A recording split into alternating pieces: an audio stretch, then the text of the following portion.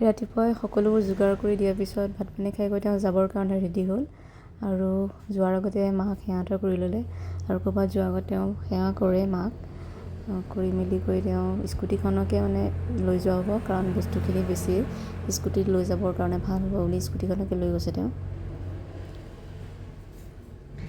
তেওঁকে পঠাই দি ভিতৰত সোমাইছোঁ মনটো ভাল লগা নাই মানে তেওঁ কথাখিনি দেখুওৱা নাই যে মই মন মাৰি আছোঁ কিন্তু তেওঁ যোৱাৰ পিছত মানে একদম মনটো খুব দুখ লাগিছে কিয়নো 4 বছৰ আমি এনেই বেলেগ বেলেগকৈ থকা নাছিলোঁ আজি এইবাৰ প্ৰথম তাকে অকলশৰে থাকিবই লাগিব কাম যিহেতু কাম কৰিবই লাগিব কামৰ কাৰণে গৈছে সেইকাৰণে মই মানা কৰা নাই আৰু ঘৰতো অকলশৰে মা কৰিব নোৱাৰোঁ গতিকে ভাল লগা নাই আজি মানে আৰু এতিয়া মই একো নাই দিনটো পাৰ হৈ যাব কিন্তু সন্ধ্যা সময়ৰ পৰা মানে বেছিকৈ মনত পৰিব কিয়নো তেনেকৈ মই কেতিয়াও অকলশৰে থকা নাই আৰু আজি অকলশৰে আহিব মাজে মাজে আহিলেও তেনেকৈ অলপ দিন অকলশৰে থাকিব লাগিব এতিয়া যোৱাৰ পিছত বেছি বেয়া লাগিছে মোৰ একো নাই